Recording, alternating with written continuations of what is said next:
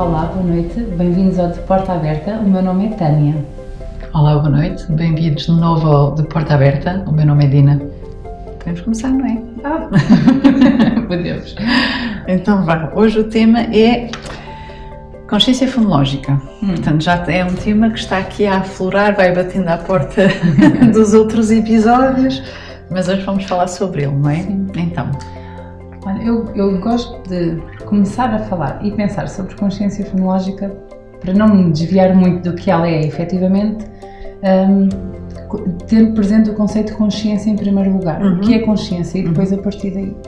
E a consciência é um metaprocesso cognitivo, ou seja, antes de ser fonológico, a consciência é uma capacidade humana de reflexão sobre mim própria e é qualquer coisa que acontece cognitivamente.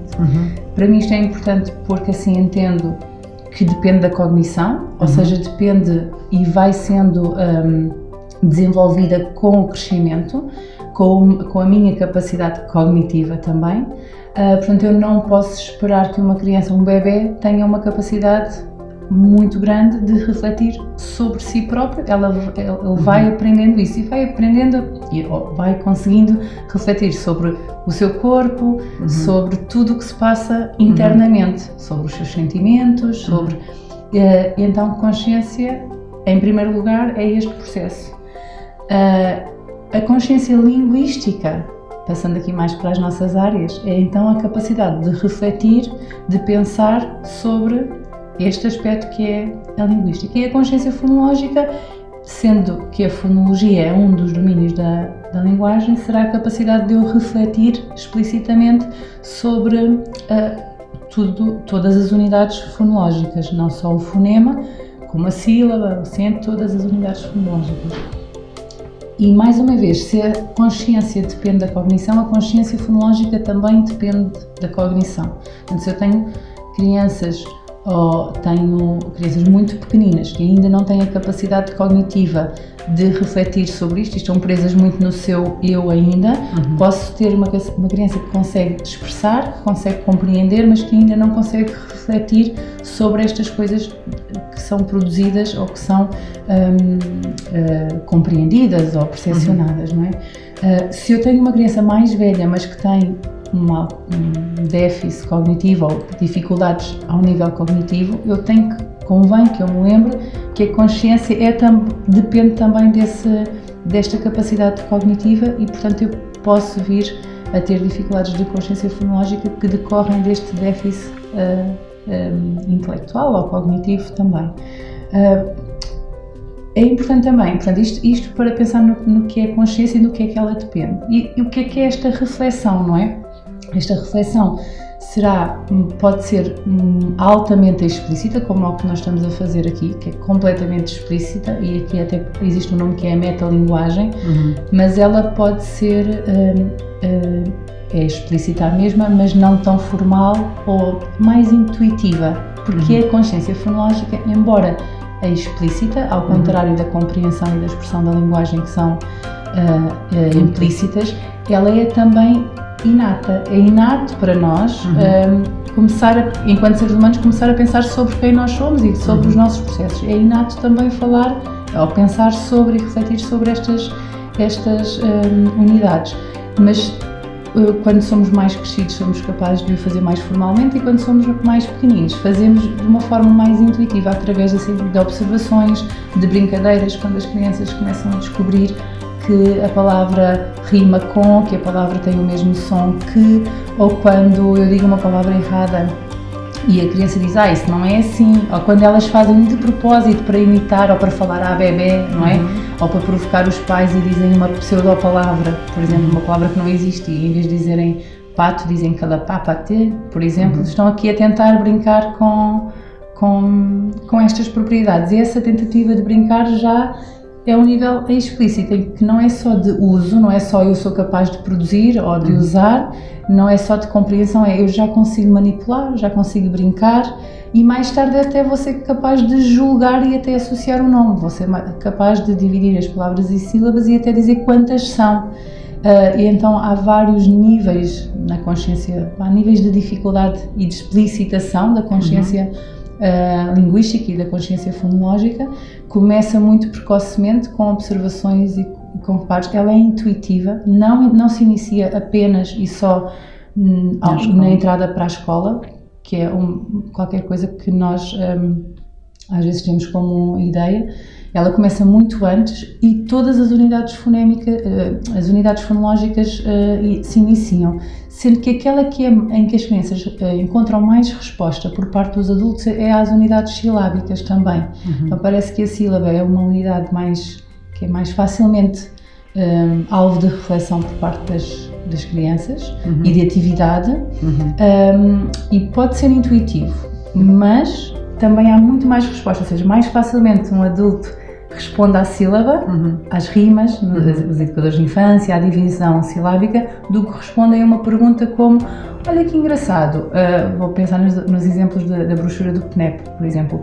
Orel começa como Oriente, começam pelo mesmo som, e os adultos nem sempre respondem a isto. Eu acho que acaba por ficar pouco respondido e, portanto, é uma unidade que depois não é tão pensada, mas existem muitos indícios de consciência fonémica, ou seja, dentro da consciência fonológica, consciência sobre os fonemas, em crianças muito pequeninas também. E porquê é que tu achas que isso acontece? Que os adultos não tendem a estimular unidades como o fonema, por exemplo, porque é que tendencialmente Sim, porque estimulam sílaba e não tanto fonema, por exemplo? Sim. Os estudos mostram que a consciência fonémica também nos adultos não tem bons resultados. Eu lembro-me pensando só em mim, não é? Quando eu fui estudar para a terapia da fala e queria fazer transcrições fonéticas, era muito difícil. Pensar em sons para um adulto é muito difícil. Pensar em letras é muito mais fácil, não é? Também. Então, a unidade fonológica que está mais associada às letras também parece ser a sílaba. Nós ficamos formatados para o pá, pé, pi, pó, pu.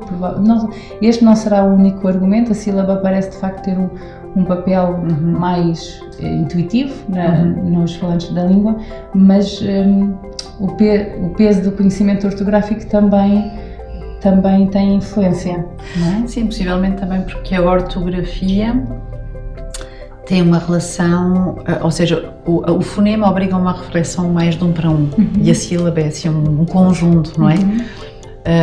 Quando encontramos uma relação de um para um que na escrita parece contrariar aquilo que nós estamos a explicar, mas é aparente, não é?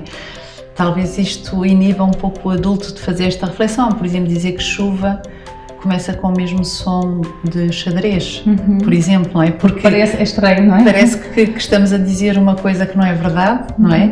E como isto acontece com mais frequência quando refletimos sobre fonema do que quando refletimos sobre sílaba, não sei se isto não será um fator inibitório para a estimulação, não é? Sim. Porque deve deixar alguma insegurança por parte de quem dá o estímulo, não é? Pensar, será que eu não estou a dizer um disparate? E não está, não é? Porque nós estamos a refletir sobre sons e rapidamente uma criança que esteja nesta fase do desenvolvimento irá tranquilamente que sim, que xadrez rima com chuva. Eu acho que os próprios adultos rima não, desculpa, inicia é uma aliteração. Eu acho que mesmo assim os adultos têm dificuldade em pensar sobre sons. Não estamos, de alguma forma, não fomos conduzidos nisso. O que é que interrompeu a dada altura, se me parece nos exemplos de crianças pequeninas, são tantos os exemplos que a consciência fonémica também está lá presente.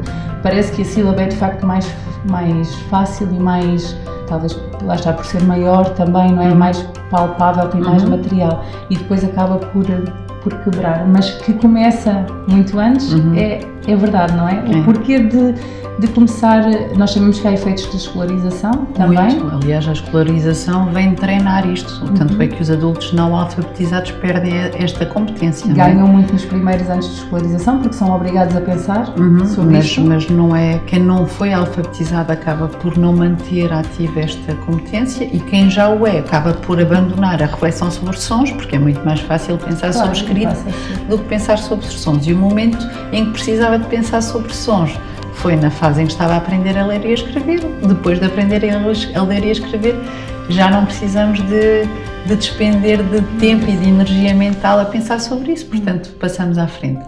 Só para terminar, pode ser importante não acabarmos este episódio sem dizer que a consciência fonológica não é só fonema, não é só sílaba, não é? O que é que temos assim rapidamente, o que é que temos mais para além? Temos que refletir sobre todas as unidades fonológicas, portanto temos que recorrer à fonologia para saber que unidades fonológicas é que a fonologia se ocupa e a consciência fonológica é a reflexão sobre tudo isto, que passa pela consciência da palavra, dos limites da palavra. Que é uma tarefa muito difícil também, não é?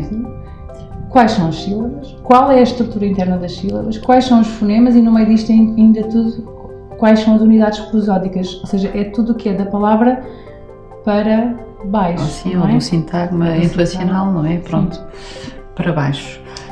E a ação e a capacidade de refletir, ou seja, de pensar sobre, mas de como é que nós testamos isso, que eu acho que às vezes também é importante pensarmos que nós testamos isto através de tarefas, não é? Nós testamos a capacidade de consciência fonológica destas unidades pedindo para executar tarefas ou de segmentação, mas a segmentação também não é a única tarefa que existe de reflexão. Portanto, eu posso solicitar várias tarefas que envolvam a capacidade de pegar neste objeto e de fazer o que eu quiser com ele, de pensar dele de várias perspectivas e de executar ações sobre isso. E é isso que é. E também não nos podemos esquecer que a consciência fonológica, as tarefas que normalmente se usam para avaliar, observar a consciência fonológica, passam por outras tarefas também, ou têm como pré-requisito a superação de outras muito básicas, como a percepção ou a memória, que é uma função executiva. E que às vezes o insucesso numa determinada tarefa de consciência fonológica não significa linearmente uma dificuldade de consciência fonológica. Um exemplo que podemos pegar numa tarefa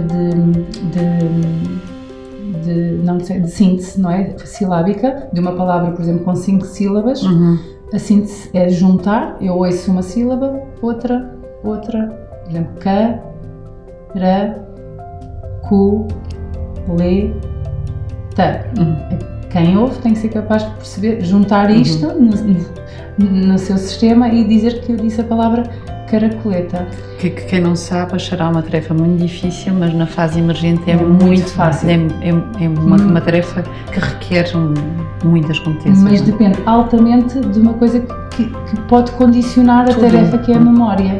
Uma criança com uma dificuldade de memória fonológica ou de memória auditiva, um dia também gostava de falar sobre esta distinção, vai ter muitas dificuldades na execução desta tarefa, não porque não tenha uma capacidade de pensar e de refletir sobre ou de executar a tarefa especificamente, se calhar numa palavra como cá, ru, consegue, mas numa palavra com uma grande extensão já não consegue porque, entretanto, já não se lembra das sílabas que ouviu, já perdeu, não é? O léxico também terá muita influência, mas há a forma de descartar esta hipótese testando a consciência fonológica com palavras que não existem e isso dissipa a dúvida, mas vamos ficar por aqui. Vamos ficar por aqui. Está bem, e para a semana conversamos de novo. Até ao próximo domingo. Até ao próximo domingo.